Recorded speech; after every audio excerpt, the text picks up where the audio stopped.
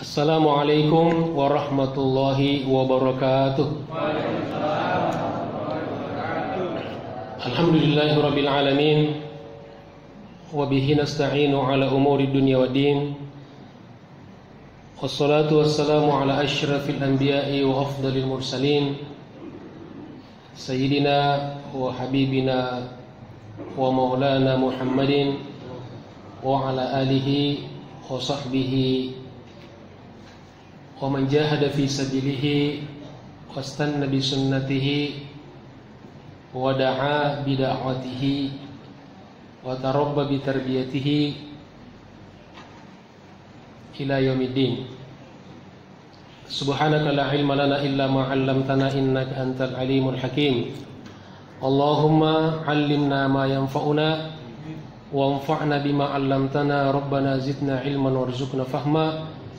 Rabbi shrah li sadri wa yassir li amri wahlul 'uqdatam min lisani yafqahu qawli, amma ba'd. Ma'asyiral muslimin wal muslimat rahimakumullah. Bapak Ibu sekalian yang dimuliakan Allah Subhanahu wa taala, apa kabar semuanya? Amin. Alhamdulillah, tadi kita sudah mendengarkan sambutan dari Pak Haji Syahrir. Mudah-mudahan bermanfaat bagi kita semuanya. Terus sekarang Pak Haji sebagai apa, Pak? Jamaah. Alhamdulillah. Tapi beliau sebagai salah satu tokoh kita, tokoh pergerakan masjid kita, insya Allah. Semoga Allah Subhanahu wa taala membalas segala kebaikan-kebaikan beliau selama ini dan di masa-masa yang akan datang, insya Allah. Dan demikian pula jamaah yang lainnya. Jamaah sekalian yang dimuliakan Allah, langsung saja kita masuk di tema kita pada pagi hari ini, ya, kajian tematik, ya, yaitu 11 kiat menjadi mukmin yang kuat. Mudah-mudahan kita semuanya menjadi mukmin-mukmin yang kuat. Kuat apanya, Ustaz? Tentu yang kita maksud dengan kuat adalah kuat dalam segala hal kebaikan. Karena kalau sekedar kuat fisik, sekedar kuat badan, tetapi iman lemah, tidak ada artinya. Kalau harta kita banyak, ya, ekonomi kita kuat, tapi agama kita lemah, juga tidak ada artinya. Maka yang dimaksud dengan kuat di sini adalah yang meliputi seluruh hal kebaikan. Kuat dunianya, kuat akhiratnya, kuat jasmaninya, kuat rohaninya, ya, kuat segala hal. Nah, inilah yang akan kita bahas pada hari ini, kiat-kiat untuk menjadi orang-orang beriman yang kuat, insya Allah. Kita awali dengan hadis riwayat Imam Muslim. Hadis ini sudah hadis yang sangat sering kita dengar, bahkan kita mungkin di antara kita ada yang hafal, ya. Saya yakin jemaah kita sudah hafal, karena ini juga sudah materi sebagian sudah pernah disampaikan dulu. Kita baca sama-sama seperti biasa. Bismillahirrahmanirrahim. Qala Rasulullah sallallahu alaihi wasallam, al-mu'minul qawiyyu khairun wa ahabbu ilallahi minal mu'minid du'if. wa fi kullin khair. Ihris ala ma yanfa'uka wasta'in billah wa la ta'jaz wa in asabaka syai'un fala taqul law anni fa'altu kana kadza wa kadza walakin qul qaddarallah wa ma syaa fa'al fa inna law taftahu amal asy-syaitan. Hadis riwayat Imam Muslim. Qala Rasulullah sallallahu alaihi wasallam, telah bersabda Rasulullah sallallahu alaihi wasallam, al-mu'minul qawiyyu, orang beriman yang kuat, orang mukmin yang kuat. Tentu kalau disebutkan mukmin juga maksudnya mukminah. Karena kadang-kadang ibu-ibu protes. Ya. Ustaz, kok yang disebut laki-laki mulu?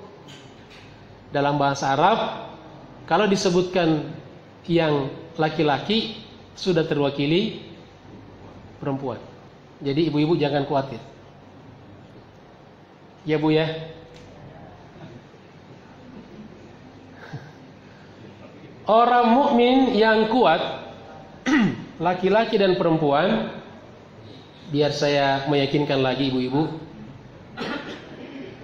khairun, lebih baik, wa ahabbu, dan lebih dicintai, ilallahi, kepada Allah, oleh Allah, minal mu'minid dha'ifi, daripada mukmin yang lemah. Lawan dari qawi, dhaif. Wa fi kullin, dan pada masing-masing. Maksudnya masing-masing apa? Masing-masing dari mukmin yang kuat dan mukmin yang lemah. Khairun, kebaikan. Mukmin yang kuat ada kebaikannya, mukmin yang lemah ada kebaikannya. Apa kira-kira kebaikannya, Ustaz? Kebaikannya adalah masing-masing beriman. Masing-masing punya basic iman. Ya. Lalu di sisa itulah mereka bersaing. Lalu kata Nabi, ihris ala ma yanfa'uka. Selalulah melakukan apa-apa yang senantiasa bermanfaat untukmu. Jadi kalau kita melihat satu peluang pekerjaan atau satu amal, lihat apakah ini bermanfaat atau tidak. Selalu orientasinya pada manfaat. Jadi kalau sesuatu yang bermanfaat, apakah itu dunia atau akhirat, maka orang beriman tidak akan ragu-ragu. Ya.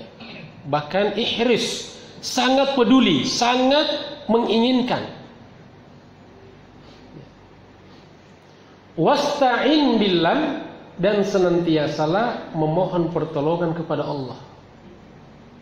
Seperti yang kita baca dalam Al-Fatihah, iyyaka na'budu wa iyyaka nasta'in. Wala ta'jaz, dan jangan merasa lemah, jangan merasa tidak berdaya, jangan merasa tidak mampu. Wa in asabaka syai'un, dan apabila kamu ditimpa sesuatu, kamu mendapatkan sesuatu, fala taqul, maka jangan engkau katakan, lau seandainya anni aku fa'altu melakukan kana kadza wa kadza, maka akan begini dan begitu. Ya. Kalau saya melakukan, ya mungkin hasilnya begini dan begitu. Seandainya saya tidak melakukan akan begini dan begitu. Ya, sering orang begitu kan? Ngomong seperti itu. Ya. Jadi tidak boleh kita berkata seperti itu. Dilarang oleh Rasulullah SAW. Walakin qul, tetapi katakanlah. Jadi kalau kita kena musibah, kita kena sesuatu, mendapatkan sesuatu, yang kita harus ucapkan, qadarallah, telah ditakdirkan oleh Allah. Ini sudah ketentuan Allah. Ini sudah takdir Allah. Dan segala sesuatu yang terjadi tidak akan pernah kecuali dengan takdir dan izin Allah Subhanahu wa ta'ala. Wa ma syaa fa'ala, dan apa yang dia Allah kehendaki fa'ala, dia lakukan. Ya. Apa yang Allah mau, apa yang Allah kehendaki pasti terjadi. Ya. Fa inna lau, lalu Nabi menjelaskan selanjutnya, fa inna lau, karena sesungguhnya kata lau, seandainya, sekiranya, jikalau, apa lagi samanya itu? Andai kata, ya. Karena sesungguhnya kata lau, kata seandainya, taftahu, bisa membuka amalas syaitani, perbuatan setan. Disitulah setan masuk. Kalau kita sudah mulai mengandai-andai, ya. Andai bapak pergi, andai bapak ambil, andai bapak, ya gitu. Andai ibu begini, andai ibu begitu. Nah di situ peluang setan masuk. Karena itu kata seandainya itu harus kita tutup dan harus kita berhentikan untuk menutup pintu setan masuk ke dalam diri kita. Di situ setan akan menggoda. Dan setan itu awalnya kadang-kadang dia memberikan berita gembira dulu, lalu di situ dia terus alladzi yuwaswisu fi sudurin minal jinnati. Ya. Dan setan ada setan manusia, ada setan, ada jin, ada jun, ada manusia. Ya, jin dan jun, ada filmnya kan? Itulah jamaah sekalian hadis pembuka tema kita pada hari ini. Dan dari hadis ini kemudian disitulah kita mengembangkan tema 11 kiat menjadi mukmin yang kuat. Kenapa 11 Ustaz? Ya semau saya aja. Jadi materi-materi yang saya buat sendiri. Jadi bukan materi yang saya copy paste dari orang, saya baca lalu saya rangkum dari kitab-kitab, kemudian saya buat materinya. Jadi penyebutan angka-angka itu ya masing-masing ustadz lah ya.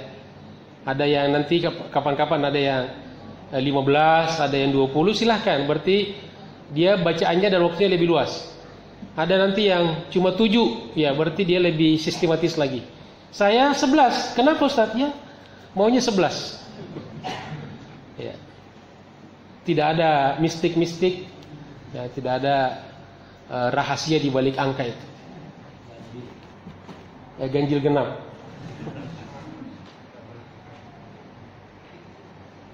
Yang pertama, untuk menjadi mukmin atau mukminah yang kuat, maka kita harus senantiasa ikhlas dalam segala hal. Ya, di sini kita tahu bahwa ternyata kekuatan itu dimulai dari kekuatan jiwa. Ya, harus kita berlatih untuk ikhlas. Ya, jadi ini semua butuh latihan, butuh proses. Makanya tidak ada orang yang boleh mengatakan saya sudah ikhlas. Ya, karena ikhlas itu tidak pernah kelar. Ya. Ikhlas, sabar, tawakal, ya, syukur. Itu istilah-istilah yang pelaksanaannya tidak pernah selesai, jamaah sekalian. Terus berproses. Ya. Jadi pertama, kita harus selalu berlatih untuk menjadi orang ikhlas. Ya. Saya, bapak-bapak, ibu-ibu, kita semua dalam rangka berlatih. Terus menerus latihan. Sampai kapan latihannya? Sampai kita menghadap Allah Subhanahu wa Ta'ala. Disitulah penilaian final dari Allah, apakah kita seberapa kadar ikhlas kita. Hanya Allah yang bisa menilai. Maka di antara ayatnya tentang ikhlas, ya, surat Al-An'am ayat 162, 163. Ini ayat-ayat yang kita hafal pastinya, insya Allah, karena kita juga baca di dalam iftitah salat kita. Qul inna sholati, katakanlah sesungguhnya salatku, wa nusuki, dan ibadahku, dari kata manasik. Ya, manasik artinya, manasik itu praktek ibadah. Ya, makanya ada manasik haji, praktek pelaksanaan ibadah haji, praktek pelaksanaan ibadah umroh. Ya. Kenapa Ustaz bukan dikatakan wa ibadati? Ya, mau-maunya Allah. Ya, mau-maunya Allah. Allah mau wa nusuki, wa mahyaya, apa? Dan hidupku, wa mamati, dan matiku. Ya, kita turut berduka cita dan berbelasungkawa atas wafatnya almarhumah Ibu Wahyu. Rumahnya pas di hadapan masjid ini. Ya, ibu orang tua dari Pak Mukhlis, ya, Pak RT kita. Ya, kita doakan semoga husnul khotimah. Insya Allah. Lillahi Rabbil Alamin, semata-mata untuk Allah. Kita ikhlaskan semuanya untuk Allah. Rabbul Alamin, Tuhan semesta alam. Jadi kita serahkan semuanya kepada Allah, kita ikhlaskan semuanya kepada Allah. Karena memang semuanya juga dari Dia. Hidup kita dari Allah, mati kita dari Allah. Dan kita pasti akan kembali kepadanya. Makanya begitu mendengar orang meninggal, apa ucapannya? Inna lillahi wa inna ilaihi raji'un. Sesungguhnya kami milik Allah, dan sesungguhnya kita semuanya kembali kepada Allah. La syarika lahu, tidak ada sekutu baginya. Disinilah makna keikhlasan. Ya. Jadi harus dipertegas, la syarika lahu, tidak ada sekutu baginya. Wa bidzalika umirtu, dan seperti itulah aku diperintahkan. Kita diperintahkan oleh Allah.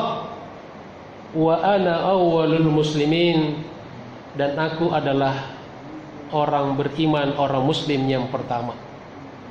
Ya, paling tidak ini diucapkan oleh Nabi Ibrahim alaihi salam. Makanya Ibrahim disebut dengan Bapak Tauhid. Ya, karena beliaulah Nabi yang pertama kali mengukuhkan kembali tentang prinsip-prinsip tauhid, prinsip-prinsip iman tauhid kepada Allah Subhanahu wa taala. Ustaz, apakah nabi-nabi sebelumnya tidak bertauhid? Iya, bertauhid semuanya Islam. Tetapi Ibrahim tugasnya adalah mengukuhkan kembali prinsip-prinsip tauhid yang sedikit melenceng sebelumnya, yang dilakukan oleh umat-umat sebelum Nabi Ibrahim alaihi salam. Dan hebatnya Nabi Ibrahim, satu-satunya nabi yang disebutkan namanya dalam salat adalah beliau. Ya. Nabi Yusuf enggak, Ismail enggak. Ya, nabi yang lainnya tidak, Nabi Ibrahim. Kama shallaita ala Ibrahim. Makanya bersyukurlah Bapak Ibu sekalian yang namanya Ibrahim. Karena setiap salat disebutkan namanya. Alhamdulillah. Bersyukurlah nama ibu-ibu, bapak-bapak yang istrinya namanya Hasanah. Karena setiap kita tawaf di Ka'bah selalu disebutkan Rabbana atina fid dunya hasanah. Ya. Ada bapak-bapak dulu, maaf, dia umroh bawa 2 istrinya. Satu Hasanah, satu namanya Khadijah. Setiap tawaf dia mengatakan Rabbana atina fid dunya hasanah wa fil akhirati hasanah. Istrinya Khadijah protes, wa fil akhirati Khadijah kan. Itu bukan ngabsen istri itu. Itu bukan nama dia, GR aja dia. Kemudian salah satu, ini tentu diantara saja, diantara cara yang kita diajarkan Rasulullah agar kita menjadi ikhlas, berlatih ikhlas, dan keikhlasan dimulai dari dalam akidah kita, iman kita. Kata Nabi, akfiru min la haula wala quwata illa billah. Perbanyaklah membaca la haula, tidak ada daya, wala quwata, tidak ada kekuatan, illa kecuali billah, daya dan upaya kekuatan dari Allah Subhanahu wa taala, dengan izin Allah Subhanahu wa taala. Tentu sembari kita baca, sambil kita juga renungi maknanya, tancapkan dalam diri kita. La haula wala quwata illa billah. Ini bisa juga menjadi salah satu zikir favorit kita. Kemana-mana kita pergi Bapak Ibu sekalian, sambil berjalan kaki, ya, sambil naik sepeda, sambil naik motor, sambil naik mobil, sambil duduk di kantor, duduk di rumah, ya, sambil mengerjakan sesuatu, ya, ibu-ibu sambil mungkin masak, sambil balet di rumah itu ngepel maksudnya, ya, sambil nyuci mungkin gosok, ya, baca. Di antaranya tentunya la haula wala quwata illa billah. Apalagi melihat suami sakit, la haula wala quwata illa billah. Tidak ada daya, tidak ada kekuatan melainkan dari Allah Subhanahu wa taala. Artinya daya kita, ilmu kita, kemampuan kita, ya, tenaga kita hanyalah titipan dari Allah Subhanahu wa taala. Ya, dengan itu kita menyambungkan diri kita selalu kepada Allah Subhanahu wa taala. Kita dapat sesuatu yang bisa membuat kita jadi sombong. Wah, ibu ini begini, langsung kita la haula wala quwata illa billah. Bapak hebat kok, la haula wala quwata illa billah. Ya, salah satu cara agar kita, insya Allah dengan demikian Allah Subhanahu wa taala akan mengikhlaskan hati kita. Yang kedua, kiat yang kedua,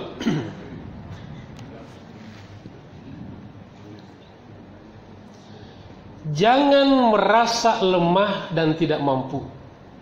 Kiat yang kedua, jangan merasa lemah dan tidak mampu, tidak berdaya. Karena perasaan lemah dan tidak mampu akan melahirkan ketidakpercayaan diri, dan kemudian pada akhirnya kita mengalami kegagalan, kekalahan. Ya, wa na'udzubillahi min dzalik. Kan ada orang dikit-dikit, kenapa kamu tidak sholat di masjid? Saya nggak mampu, Ustaz. Ya, kenapa kamu tidak berkorban hari tahun ini? Saya nggak mampu, Ustaz. Ini namanya perasaan merasa lemah, merasa tidak berdaya. Ya. Makanya di hadis tadi Nabi mengatakan wala ta'jaz. Jangan biasakan mengatakan saya tidak mampu. Ya. Saya tidak mampu, karena ternyata Bapak Ibu sekalian, apa yang orang sering ucapkan itu menjadi sugesti pada diri. Dan bisa juga menjadi doa. Dan akhirnya itu Allah akan menancapkan dalam diri orang itu apa yang sering dia sebutkan. Saya tidak mampu, saya tidak mampu. Kata Allah, ya udah kamu tidak mampu. Karena itu kamu suka kan? Karena biasanya orang mengucapkan sesuatu yang dia suka. Berarti hamba aku ini suka, dia tidak mampu. Ya udah kasih aja nggak mampu. Begitu gilirannya mau melakukan sesuatu, benar-benar tidak mampu. Ya, karena dia sendiri yang mau. Makanya kalau kita ditawarkan kerjakan, siap. Nah, gitu kan? Gimana Bapak Ibu? Siap. Ya, belajar dari tentara. Ya, selalu siap. Ya, kalau di rumah nggak tahu tentara itu. Bininya Pak, ayo siap, gitu kan. Mungkin karena kebiasaan di rumah pun, ya, dipanggil anak siap. Wala ta'jaz, jangan merasa tidak berdaya. Dan ini salah satu dari 8 perkara yang kita berlindung kepada Allah Subhanahu wa taala. Karena inilah pangkal dari segala kegagalan. Ada 8 perkara. Kita berdoa apa? Allahumma inni a'udzubika minal hammi wal ajzi. Al-hammi wal apa doanya? Allahumma inni a'udzubika minal hammi wal kasali. Pertama, aku berlindung kepadamu ya Allah dari ham. Ham itu galau, gundah gulana, rasa resah dalam hati ya. Wal kasali, malas. Kemudian, wa'udzubika minal hammi wa'udzubika minal ajzi ya Allah. Allahumma inni a'udzubika minal hammi wal huzni. Aku berlindung kepadamu ya Allah dari gundah gulana dan kesedihan. Sedih itu nggak bagus Bu, kalau berlebihan. Jadi kita mohon kepada Allah, pertama gundah gulana, kedua sedih. Wa a'udzubika minal hammi wa a'udzubika minal ajzi wal kasali, ketidakmampuan dan malas. Wa a'udzubika minal jubni wal bukhli, pengecut dan pelit. Wa a'udzubika min ghalabatid daini wa qahrir rijal, dililit hutang dan hidup di bawah bayang-bayang orang lain, di bawah tekanan orang lain. 8 hal nih. Ya, jadi dililit hutang terakhir, yang ketujuh, dililit hutang dan berada di bawah naungan orang, di bawah bayang-bayang tekanan orang lain, itu akibat karena kita melakukan 6 hal. Gundah gulana, selalu risau, ya, galau, kemudian sedih yang berlebihan, kemudian tidak mampu, selalu merasa tidak berdaya, tidak mampu, kemudian malas, pengecut dan pelit. Nah, maka kalau ada orang yang suka melakukan 6 hal, ada pada dirinya 6 hal ini, insya Allah, ya, yakin banget nih, insya Allah, karena itu rumus. Maka dia pasti akan mengalami ghalabatid daini wa qahrir rijal. Ya. Kenapa orang banyak ngutang-ngutang? Karena tidak kerja, malas, iya kan? Dan kalau orang sudah dililit hutang, maka dia akan berada di bawah bayang-bayang orang lain. Paling tidak di bawah bayang-bayang orang yang berikan hutang kepada dia. Ya. Maka kita disuruh berlindung, wala ta'jaz, dan jangan kamu merasa tidak berdaya. Yang ketiga, hujan ya. Allahumma shayyiban nafi'an. Allahumma shayyiban nafi'an. Allahumma shayyiban nafi'an. Kita mohon kepada Allah diberikan hujan yang bermanfaat. Allahumma hawalaina la alaina. Diturunkan di tempat-tempat, di kebun, di sungai, di hutan, dan jangan di pemukiman kita, Karena kalau berlebihan bisa menjadi musibah. Yang ketiga, selalu berusaha untuk selalu melakukan hal-hal yang baik dan bermanfaat. Ya. Ada sesuatu bermanfaat, jangan ragu-ragu, lakukan, laksanakan. Ada yang baik, lakukan. Ya. Makanya kata Nabi, ihris ala ma yanfa'uka. Selalulah peduli terhadap apa-apa yang bermanfaat. Ya. Ada bermanfaat. Lihat, ada, Pak, ayo kita ke sana yuk. Lihat dulu apa manfaatnya. Ada manfaat akhiratnya enggak? Ada manfaat dunianya enggak? Kalau dosa dan maksiat, maaf, tidak ada waktu untuk maksiat. Bu, ayo kita ke sana yuk. Lihat dulu. Ini apa nih? Ada manfaatnya enggak? Ada akhiratnya enggak? Ada dunianya enggak? Tidak ada, maaf. Waktu kita terlalu mahal. Waktu kita terlalu sangat terbatas. Maka selalulah ya untuk melakukan hal-hal yang bermanfaat, dan banyak sekali. Banyak enggak, Bu? Pak, banyak sekali. Kemudian yang keempat, jemaah sekalian, selalu memelihara ibadah wajib dan memperbanyak ibadah sunnah. Ibadah wajib, sholatnya dijaga. Ini sudah tidak ada lagi, sudah tidak boleh lagi kita otak-atik, ya.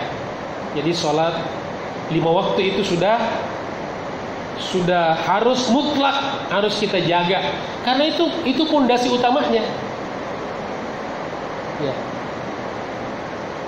Kemudian setelah itu perbanyak ibadah sunnah.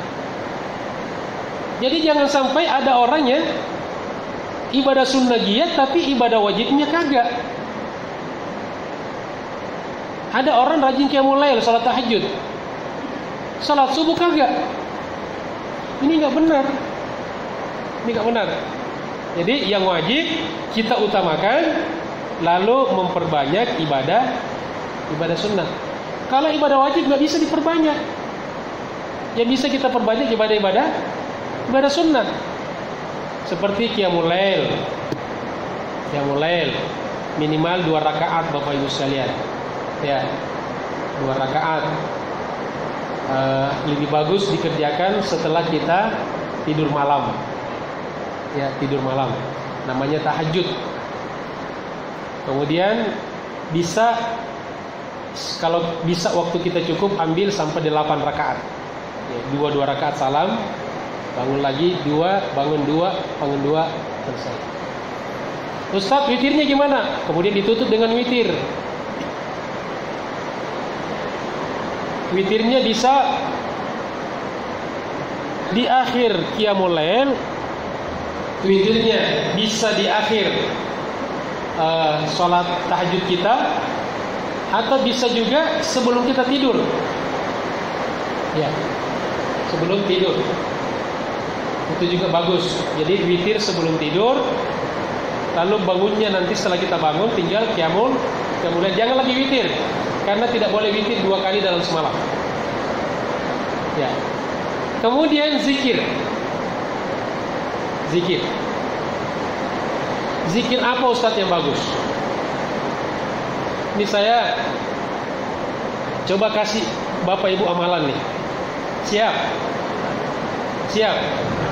Suara saya kedengaran enggak? Terganggu gak sama hujan? Enggak ya? Subhanallah. Allahu Akbar. Zikir. Yang pertama, Bapak Ibu, ini bagus dirutinkan nih. Ya, paling tidak 1 hari, kalau bisa 100 kali. Siap? Ya. Pertama, istighfar. Astaghfirullahaladzim. Astaghfirullahaladzim. Ya. Bisa di sela-selanya diselipkan sayyidul istighfar. Allahumma anta rabbi la ilaha illa anta khalaqtani wa ana 'abduka wa ana 'ala ahdika wa wa'dika mastata'tu a'udzu bika min syarri ma sana'tu abu'u laka bi ni'matika 'alayya wa abu'u bi dzambi faghfirli fa innahu la yaghfiru dzunuba illa anta. Minimal istighfar astagfirullah. Ambil tasbih Bu, tasbih yang 100 biji itu 99 ya, sama pangkalnya 100 ya. Pangkal 100 kan setiap 33 itu ada nonjol kan ya, di situ pakai sayyidul istighfar 33 kali astagfirullahaladzim astagfirullahaladzim, sampai di 34 baca Allahumma anta rabbi dan seterusnya. Itu pertama 100 kali. Yang kedua salawat. Paling pendeknya Allahumma salli ala Muhammad wa ala ali Muhammad. Allahumma salli ala Muhammad wa ala ali Muhammad. Allahumma salli ala Muhammad wa ala ali Muhammad. Allahumma salli ala Muhammad wa ala ali Muhammad.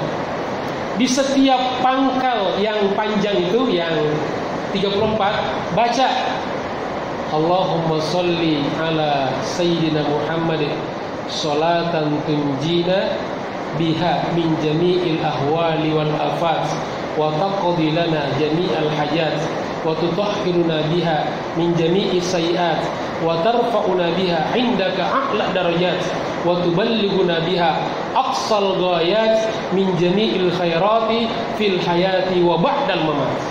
Panjang Ustaz, pendek aja. Allahumma salli ala Muhammad wa ala ali Muhammad. Berapa Bu? Bapak 100 kali. Mau lagi tambahan? Mau. Yang ketiga juga 100 kali.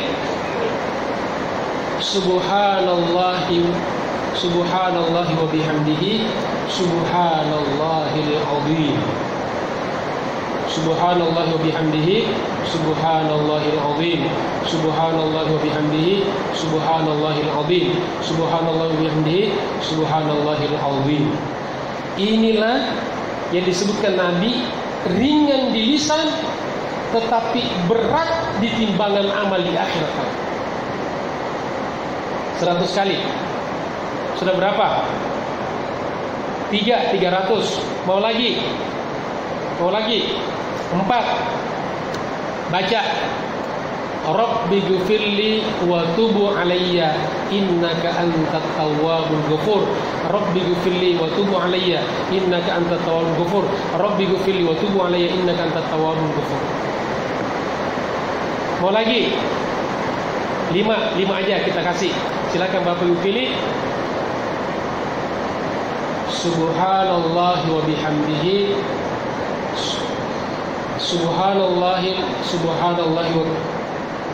subhanallahi walhamdulillah wa la ilaha illallah subhanallahi walhamdulillah wa la ilaha illallah Allahu akbar subhanallahi walhamdulillah wa la ilaha illallah wallahu akbar. 100. Insyaallah Bapak Ibu silahkan coba 5 ini zikir tiap hari 100. Pasti Bapak Ibu akan merasakan sesuatu. Apa itu Ustaz? Iya capek. Tapi capeknya membawa nikmat ya di jiwa kita. Insya.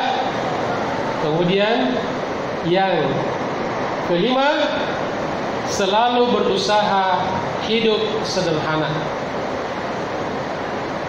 Ya. Tapi bukan sering makan di warung sederhana. Karena di warung sederhana tidak mencerminkan kesederhanaan kadang-kadang. Bercanda waktu. Nanti marah yang punya warung sederhana ya. Ya. Jadi biasakan.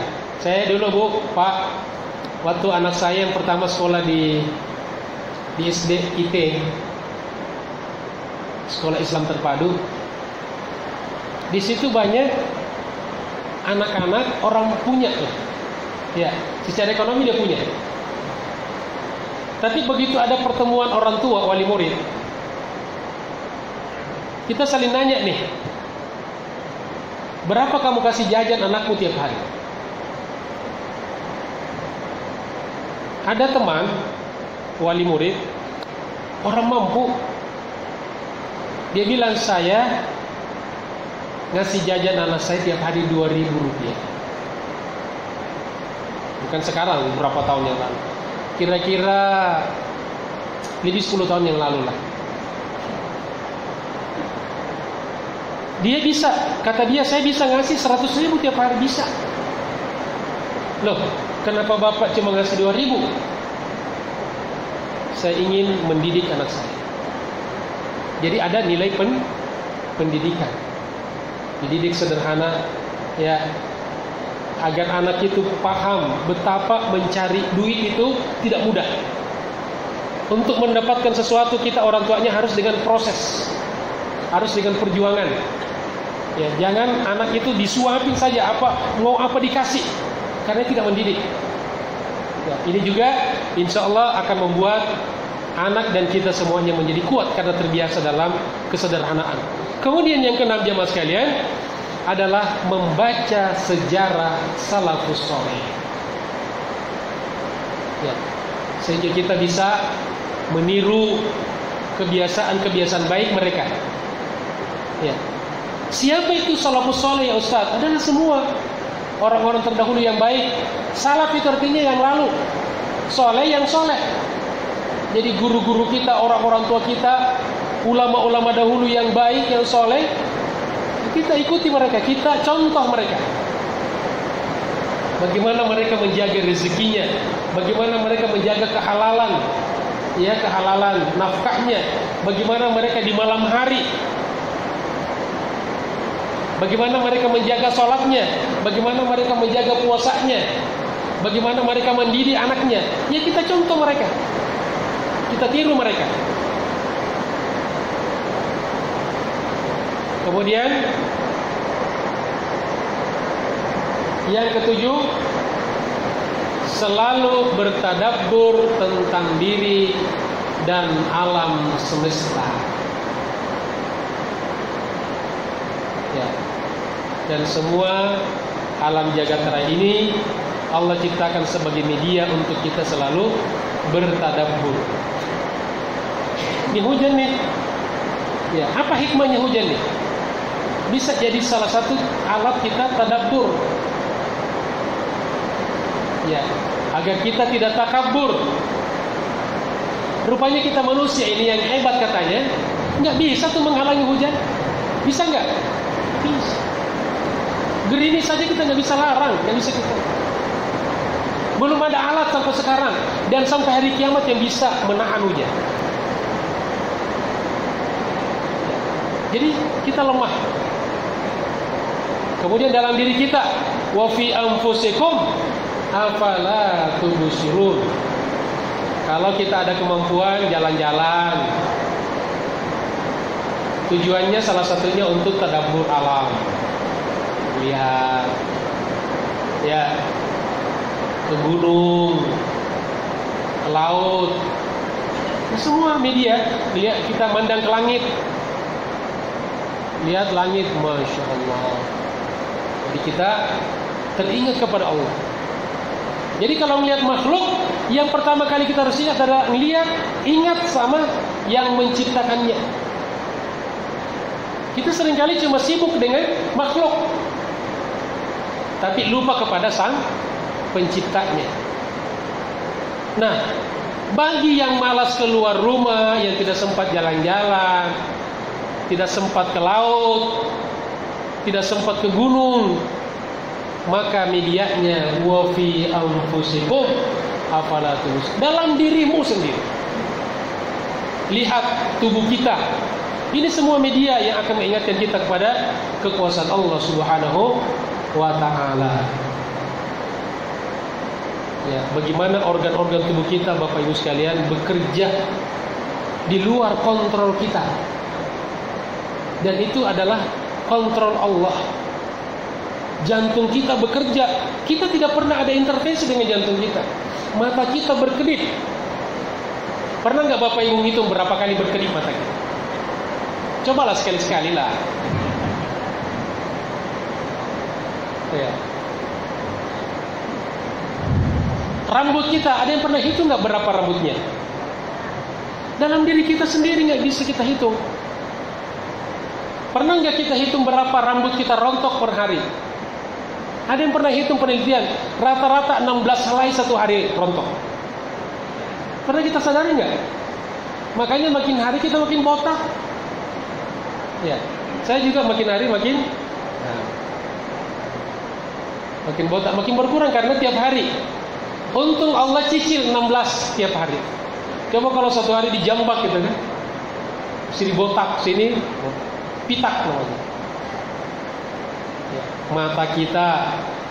Pernah nggak kita sadari mata kita? Mata kita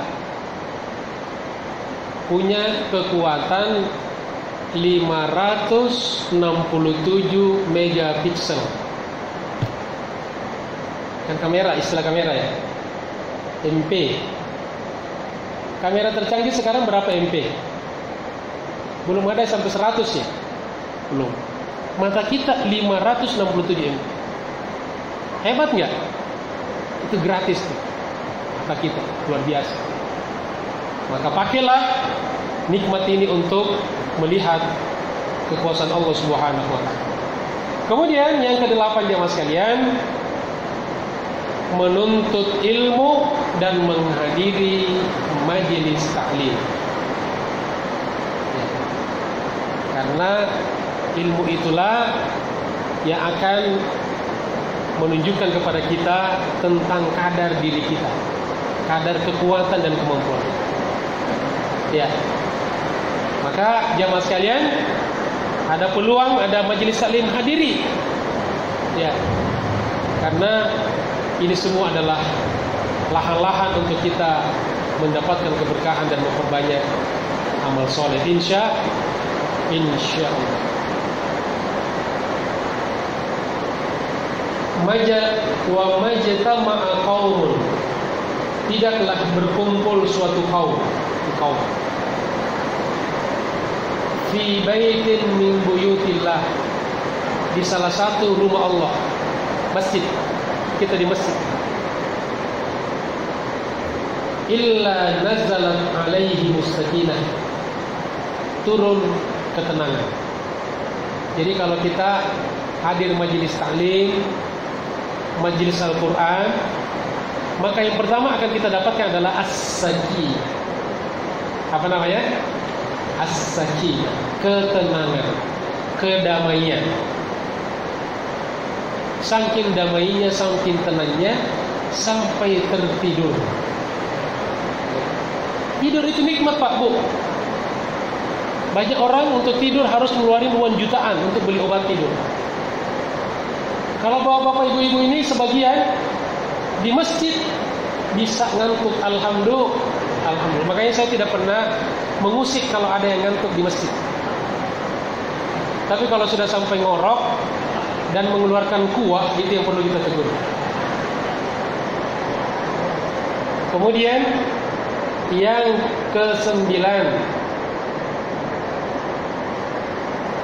bersahabat dengan orang-orang soleh, dengan orang-orang solehah. Karena kenapa kita disuruh bersahabat dengan orang-orang baik?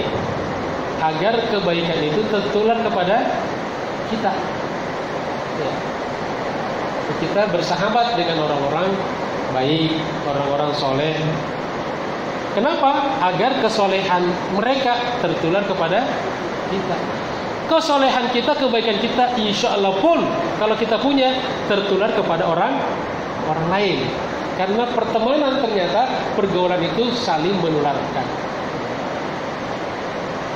Kemudian yang ke-10, menjauhi dosa dan maksiat. Jauhi dosa, maaf. Maksiat, maaf. Kalaupun kadang-kadang karena tidak sengaja, segera istighfar. Astagfirullah, fungsinya tadi zikir, tobat. Ya. Karena manusia namanya manusia lemah, kadang-kadang kesleo, kadang-kadang khilaf. Tapi kalau kita tahu sebelumnya, maaf, segera berlindung kepada Allah Subhanahu wa taala. Ya, seperti Nabi Yusuf ketika diajak oleh Sulaikha, apa dia katakan? Inni akhafullah. Ya, sudah masuk di kamar, berdua-duaan di kamar, pintu jendela ditutup, lalu kata Sulaikha, ta'al, sini nak. Tapi apa jawab Sulaikha? Apa jawab Nabi Yusuf? Inni akhafullah. Aku takut kepada Allah. Kalau anak-anak sekarang diajak begitu, mungkin dia mengatakan, inilah kesempatan. Dan salah satu penyebab utama datangnya musibah dan bencana, sepakat ulama, adalah dosa dan maksiat. Makanya kalau kita ingin jauh dari musibah dan bencana, ayo segera tinggalkan dosa. Tidak mungkinlah kita pengen membersihkan negeri kita dari bencana, dari musibah, selama masih banyak dosa dan maksiat. Karena Allah sudah jadikan itu sebagai hukum kausalitas, sebab akibat di alamnya. Pokoknya ada dosa, ada maksiat, pasti banyak musibah. Maka kalau banyak bencana di satu negeri, pasti banyak maksiat. Betul. Maka kita harus, kalau tidak bisa sekaligus, cicil. Masa handphone bisa kita cicil, masa meninggalkan dosa bisa dicicil? Insya Allah. Kemudian yang 11 yang terakhir, melakukan olahraga ya yang dapat menguatkan fisik, karena di dalam tubuh yang sehat terdapat jiwa yang, dan sebaliknya. Seperti ini olahraga-olahraga yang untuk anak-anak muda, berenang. Ustaz, berenang itu mahal, harus bayar. Nah, di situ DKT ada, DKT gratis, nyemplung masuk. Ya, insya Allah kalau yang suka ngantuk-ngantuk, nyemplung di DKT, insya Allah bukan hanya kantuknya hilang, orangnya pun hilang. Na'udzubillah min zalik. Di DKT dilarang, Ustaz, gak boleh ada penjaga. Untuk di laut sana, sama runda ke sana terus, pinggir laut, nyemplung masuk berenang, gratis. Itu jangan diikuti, itu bercanda. Kemudian yang berikutnya memanah, panah. Ini mahal. Ya, busurnya saja 1 juta lebih mahal. Ya. Belum lagi sasarannya. Jangan suaminya pakai sasaran, Bu. Wah. Anak yang bandel jadi sasaran, jangan. Kemudian menunggang kuda, olahraga mahal. Ya, sepeda, goes. Nilai lebih berat lagi gulat. Nah, gulat. Nah, terus olahraga apa, Ustaz, yang bagus dalam perspektif Islam? Nabi suka jalan kaki. Dari rumah ke masjid jalan kaki, olahraga. Sehat jasmani, sehat rohani. Makanya orang-orang yang suka jalan ke masjid, Bapak Ibu perhatikan, wajahnya ceria, wajahnya bercahaya. Kenapa bercahaya? Karena ada lampu. Ya. Karena sehat. Ya, kalau kita sehat, wajah kita bercahaya. Ya, alhamdulillah. Maka pertama olahraga jalan kaki. Tapi katanya kalau orang tua itu jangan terlalu banyak jalan kaki juga, karena bisa merusak dengkul. Ya, dengkulnya. Ini orang tua banyak pantangannya, maaf nih.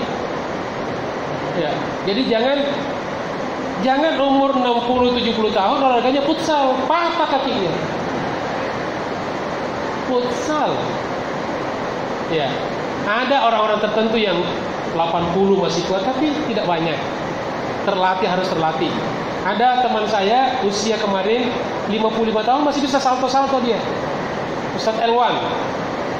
Karena kesini tuh itu masih bisa salto dia Pak. Bisa 3 kali. Karena terlatih. Jangan kita, kalau saya ikutin dia patah saya. Dulu saya pernah bisa waktu zaman jahiliyah dulu. Waktu kecil bisa. Jadi prinsip olahraga yaitu pertama sesuai dengan usia kita, sesuai dengan kemampuan kita, dan juga sesuai dengan kadar waktu kita yang tersedia. Mudah-mudahan Allah Subhanahu wa taala jadikan kita sebagai hamba-hambanya yang kuat jasmani dan rohani dunia akhirat insya Allah. Terima kasih atas segala perhatiannya. Mohon maaf atas segala kekurangannya. Billahi taufiq wal hidayah. Tsumma assalamualaikum warahmatullahi wabarakatuh.